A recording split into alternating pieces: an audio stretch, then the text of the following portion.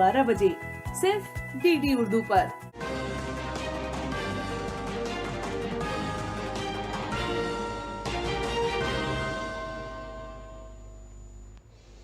आदाब नाज़रीन, खबरनामे में आपका इस्तकबाल है। मैं हूं साइमा खान। सबसे पहले नजर हेडलाइंस पर। यौम-ए आइन का मरकजी प्रोग्राम ऐवान सदर में हुआ मुनक़िद। सदर जमहूरिया द्रौपदी मुर्मू ने आइन को करार दिया मुल्क का मुक़द्दस तरीन सहीफा। यादगारी सिक्का और डाक टिकट भी किया जारी।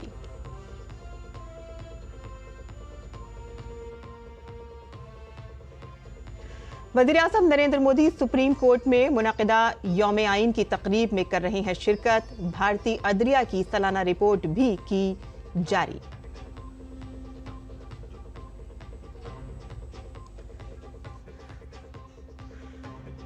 यूपी में संभल तशद्दुद की एफआईआर में सनसनीखेज इंकशाफात। पुलिस ने एसपी के रुकन पार्लियामेंट जियाउर रहमान बर्क को मुल्जिम नंबर 1 और मकामी एमएलए सुहेल इकबाल को बनाया मुल्जिम नंबर 2।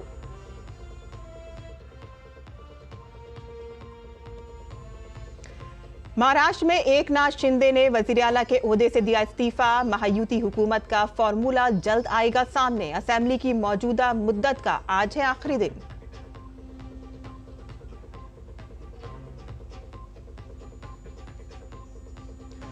बीएचपी ने बांग्लादेश इस्कॉन मंदिर के पुजारी चिन्मय कृष्णा दास ब्रह्मचारी की गिरफ्तारी को बताया गैर जमहूरी।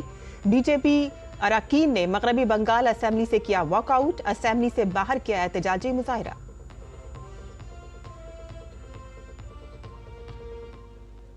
और अब खबरें तफसील से। आज के दिन 1949 में मुल्क ने आइन को अपनाया। आज इसके 75 साल मुकम्मल हुए हैं।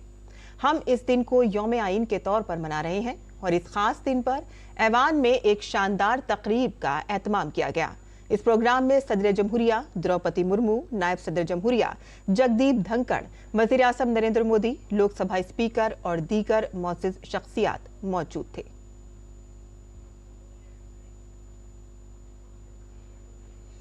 सदर द्रौपदी मुर्मू ने इस मौके पर एक यादगारी सिक्का और डाक टिकट जारी किया।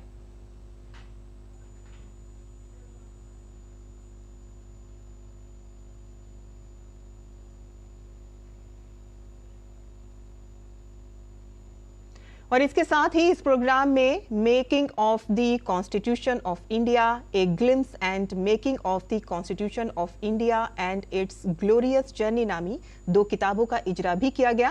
आइन के फन के लिए वक्फ एक किताबचा भी जारी किया गया।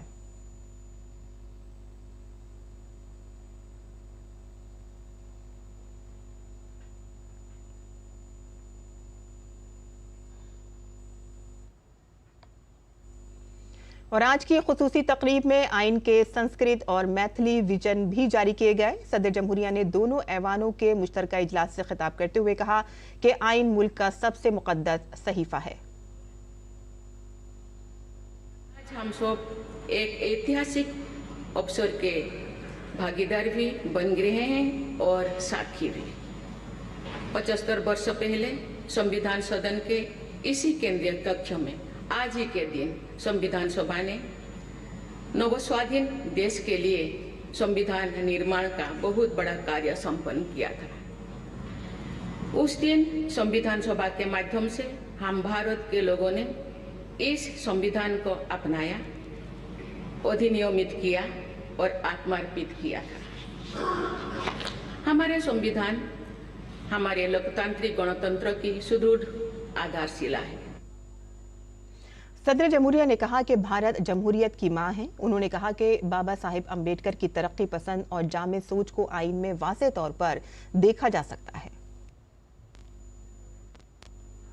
ये देश का सौभाग्य है कि संविधान सभा के अध्यक्ष डॉक्टर राजेंद्र प्रसाद ने तथा प्रारूप समिति के अध्यक्ष डॉक्टर बाबा साहेब अम्बेडकर ने संविधान निर्माण की यात्रा का मार्गदर्शन किया। बाबा साहेब अम्बेडकर ने प्रगतिशील और समावेशी सोच की छाप हमारे संविधान पर अंकित किया है। संविधान सभा में बाबा साहेब के ऐतिहासिक संबंधों से ये तथ्य स्पष्ट होता है कि भारत लोकतंत्र की जननी है। और इस प्रोग्राम में सदर जमहूरिया द्रौपदी मुर्मू, नायब सदर जमहूरिया जगदीप धनखड़, वजीर आज़म नरेंद्र मोदी, लोकसभा स्पीकर और दीगर मोअज़्ज़िज़ीन मौजूद थे। इस दौरान नायब सदर जमहूरिया जगदीप धनखड़ ने कहा कि मुल्क आईन को अपनाने के 75 साल मुकम्मल होने का जश्न मना रहा है। उन्होंने मजीद कहा कि हमारा मुल्क काबिल ज़िक्र इक़्तिसादी तरक्की, मजबूत इंफ्रास्ट्रक्चर, वसी पैमाने पर डिजिटल अपनाने के साथ ही तरक्की कर रहा है, जिसे बैनुल-अक़वामी सतह पर पजीराई मिल रही है।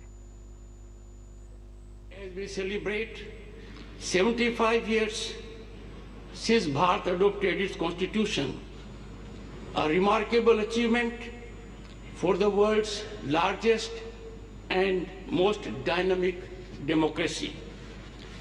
Our nation thrives with remarkable economic growth, robust infrastructure, widespread digital adoption, all getting international recognition and accolades.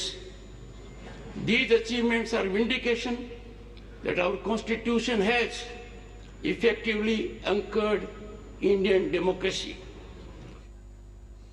यौम आईन के मौके पर पार्लियामेंट में खुसूसी प्रोग्राम का इनेकाद किया गया और इस मौके पर लोकसभा के स्पीकर ओम बिरला ने कहा कि हमारे वजीर आज़म नरेंद्र मोदी की क़यादत में यौम आईन की शुरुआत हुई थी। हमारे आईन को तरक्की पसंद और जामे करार दिया। हमारा संविधान हमारे मनीषियों की वर्षों की तप, त्याग, विद्वता, सामर्थ्य और क्षमता का परिणाम है। इसी केंद्रीय कक्ष में लगभग 3 वर्षों के कठिन परिश्रम के बाद उन्होंने देश की भौगोलिक और सामाजिक विविधताओं को एक सूत्र में बांधने वाला संविधान बनाया।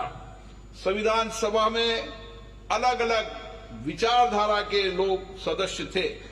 इसके बावजूद भी उन्होंने पूरी गरिमा और मर्यादा से अपनी सहमति असहमति व्यक्त करते हुए संविधान की रचना की। सार्थक एवं गरिमापूर्ण संवाद की इस उत्कृष्ट परंपरा को हमें अपने सदनों में भी अपनाना चाहिए।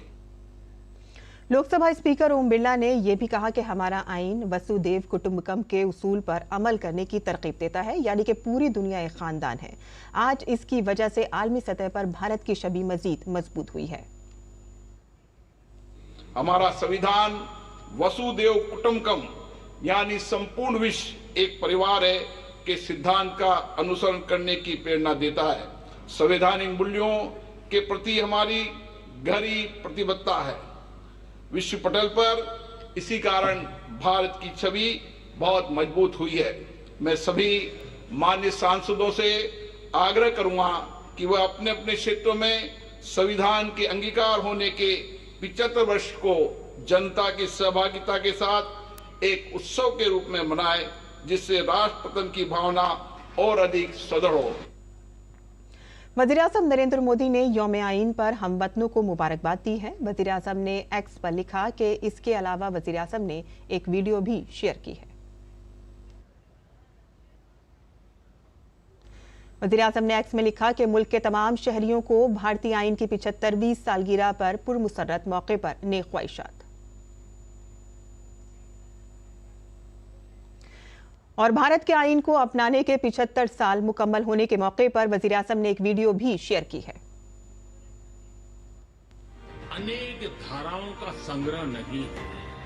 हमारा संविधान सहस्त्रों वर्ष की भारत की महान परंपरा, अखंड धारा, उस धारा की आधुनिक अभिव्यक्ति है।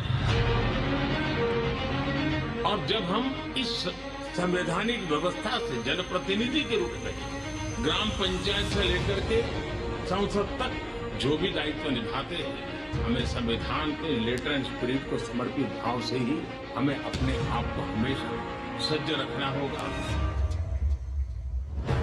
आज पूरे सामर्थ्य से अपनी सभी विविधताओं पर गर्व करते हुए यह देश आगे बढ़ रहा है।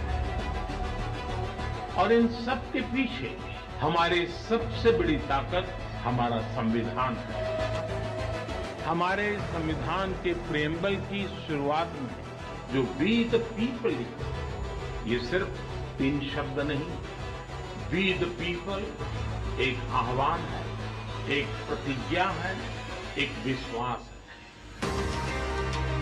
संविधान में लिखी ये भावना उस भारत की मूल भावना है जो दुनिया में लोकतंत्र की जननी रहा है।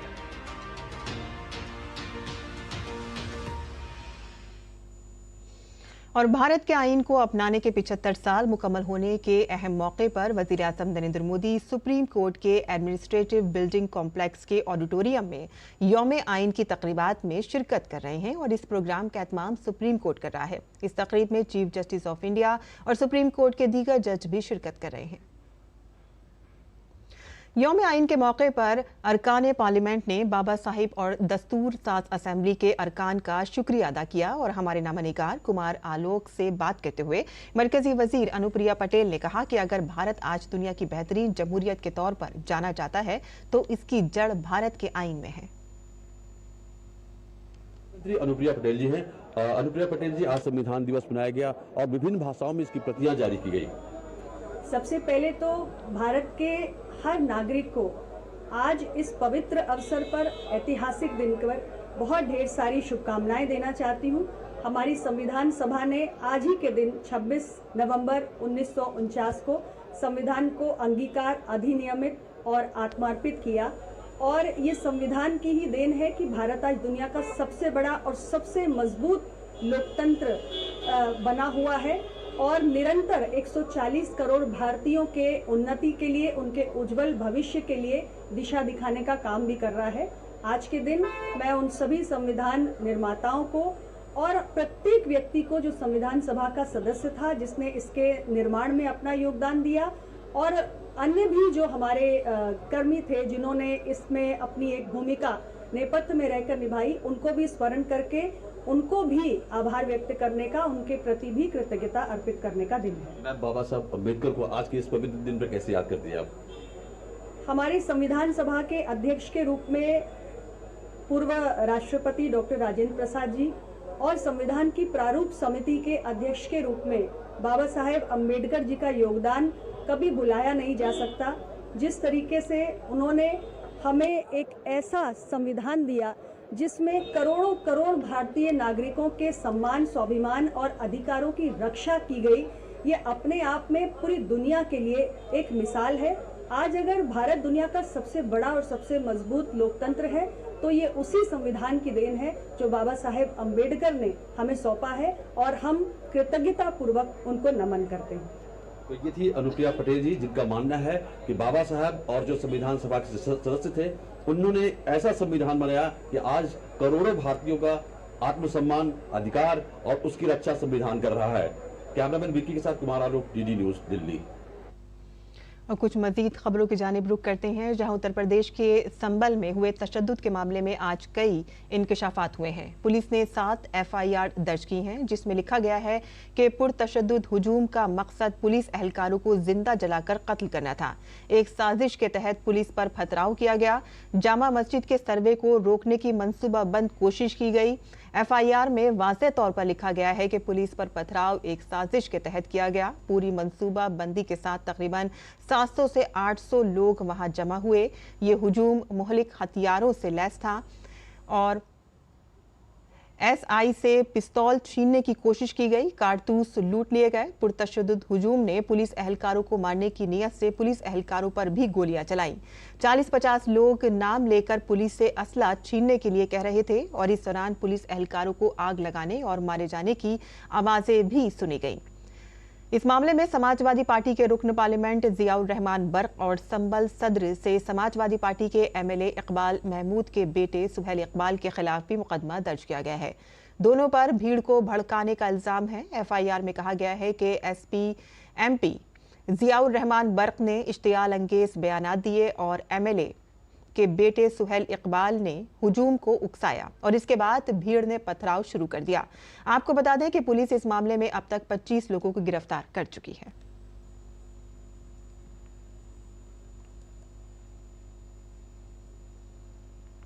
मरकजी वजीर राजीव रंजन सिंह ने कांग्रेस पर सख्त निशाना लगाया है। उन्होंने कहा कि कांग्रेस का आइन से कोई लेना देना नहीं है। कांग्रेस ने अपने दौरे हुकूमत में ही आइन को तोड़ा था।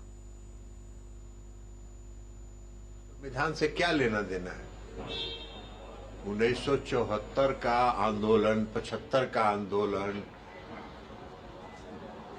शासन करने के लिए संविधान में संशोधन करके गद्दी पर बरकरार रहना, तो वो संविधान के बड़े प्रशंसक हैं। संविधान की तो धज्जी उन्होंने पूरे शासनकाल में कांग्रेस पार्टी ने संविधान की धज्जी उड़ाई।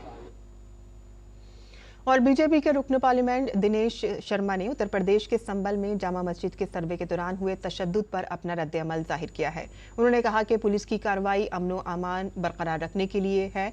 योगी हुकूमत गैर जानिबदार है। हुकूमत की जिम्मेदारी है कि वो इस बात को यकीनी बनाए कि फसाद ना हो।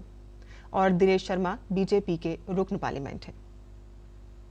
पुलिस की जो कार्रवाई होती है कानून व्यवस्था को बनाए रखने के लिए होती है, और उत्तर प्रदेश सरकार जो योगी सरकार है वो निष्पक्ष है। दंगा ना हो ये सरकार को सुनिश्चित करना दायित्व है। तमाम ऐसे लोग थे जो भीड़ के बीच में आए, अपना चेहरा ढके हुए थे, हाथों में पत्थर थे, हाथों में विभिन्न प्रकार के हथियार दिखाई पड़े। वो कौन लोग थे? निश्चित रूप में ऐसे असामाजिक तत्व जरूर रहे होंगे जिनका उद्देश्य रहा होगा कि वो अशांति फैलावें। सरकार का पूरा दायित्व है और विपक्ष का भी पूरा दायित्व है कि शांति बनी रहे। ऐसे समय उत्तेजनापूर्ण बयान देकर और किसी को भी उत्तेजित करना, मैं समझता हूं किसी भी राजनेता के लिए, चाहे वो किसी दल का हो, उचित नहीं होता है। और मजहबी रहनुमा आचार्य प्रमोद कृष्णम ने संबल फसादात के पीछे समाजवादी पार्टी का हाथ होने का इल्जाम लगाया है। उन्होंने कहा कि समाजवादी पार्टी ज़िमनी इंतखाबात में अपनी शिकस्त से घबराकर संबल में फसाद भड़का रही है। पहले पत्थर फेंकवाते हो, फिर दंगा भड़कवाते हो, फिर मुसलमानों को मरवाते हो, फिर डेलीगेशन भिजवाते हो। वाह अखिलेश यादव जी, क्या क्या रंग दिखाते हो, क्या क्या खेल रचाते हो। याग लगाई किसने? अब बुझाने का नाटक कर रहे हो, घड़ियाली आंसू बहाते हो। पहले पत्थर फिकवाओगे, दंगा भड़काओगे, लोगों को मरवाओगे, फिर डेलीगेशन भिजवाओगे। सच बात यह है, समाजवादी पार्टी उपचुनाव में जिस तरह हारी है उसका बदला लेने के लिए यह दंगा कराया गया है। इसका जवाब देना पड़ेगा। बांग्लादेश में हिंदुओं पर हुए मजालिम पर आचार्य प्रमोद कृष्णम ने कहा कि मैं दुनिया के तमाम मुस्लिम ममालिक से अपील करता हूं कि वो इस मामले पर बांग्लादेश से बात करें। बांग्लादेश में हिंदुओं पर अत्याचार हो रहा है। हमारी बहन बेटी, उनकी अस्मिता और उनके अस्तित्व से खेला जा रहा है। हमारे वहां मंदिरों को तोड़ा जा रहा है, संतों को जेल भेजा जा रहा है। तो बांग्लादेश की हुकूमत जो कर रही है, मुझे लगता है, और वहां के जो उपद्रवी और आतंकवादी तत्व हैं, दहशतगर्द हैं, उनसे मिली हुई है। दुनिया के तमाम मुस्लिम कंट्रीज से भी मैं अपील करना चाहता हूं कि बांग्लादेश की हुकूमत से बात करें। इस्लाम के नाम पर जो बदनुमा दाग लगाया जा रहा है, ये गलत है। और हिंदुओं से मैं चाहता हूं वो एक रहें। बांग्लादेश की एक अदालत ने हिंदू तंजीम सम्मिलित सनातनी जोत के तर्जुमान चिन्मय कृष्णा दास की दरख्वास्तें जमानत मुस्तरद करते हुए उन्हें जेल भेजने का हुक्म दिया है। इस पर भारतीय हुकूमत ने सख्त रद्द-ए-अमल का इज़हार किया है। वजारत खारजा के मुताबिक हमने बांग्लादेश सम्मिलित सनातनी जोत के तर्जुमान चिन्मय कृष्णा दास की गिरफ्तारी और जमानत से इनकार पर गहरी तशवीश का इज़हार किया।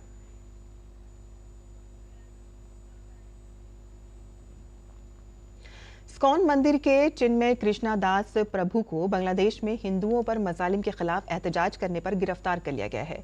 चिन्मय कृष्णा दास प्रभु की गिरफ्तारी पर भारत में भी गुस्सा है और उनकी गिरफ्तारी के खिलाफ मगरबी बंगाल के बीजेपी एमएलएस ने आज कोलकाता में एहतजाज किया। बीजेपी एमएलएस ने मगरबी बंगाल में अपोजिशन लीडर सुवेंदु अधिकारी की क़यादत में मुजाहिरा किया और चिन्मय कृष्णा दास प्रभु की रिहाई का मुतालबा किया।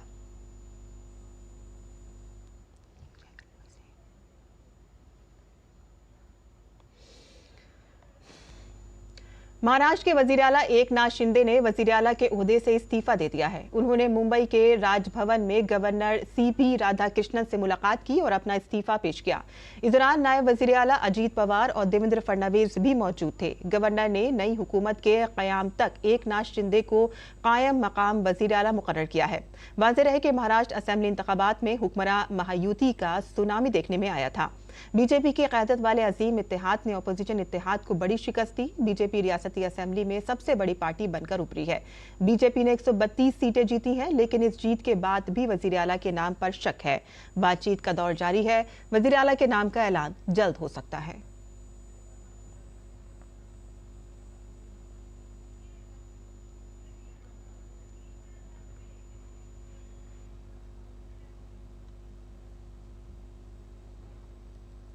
और आज मुंबई पर 26/11 के हमलों की 16वीं बरसी है। साल 2008 में आज के दिन मुंबई में लश्कर तैयबा के 10 तरबियत याफ्ता और भारी हथियारों से लैस दहशतगर्दों ने मुंबई के कई मकामात और बावकार इमारतों पर हमला किया था। लियोपोल्ड कैफे और छत्रपति शिवाजी टर्मिनस से शुरू होने वाला हमला ताज होटल पर खत्म हुआ। इस हमले में सिक्योरिटी फोर्सेस ने फौरी कार्रवाई करते हुए 9 दहशतगर्दों को हलाक और 1 दहशतगर्द कसाब को पकड़ लिया था, जिसे साल 2012 में फांसी दी गई थी।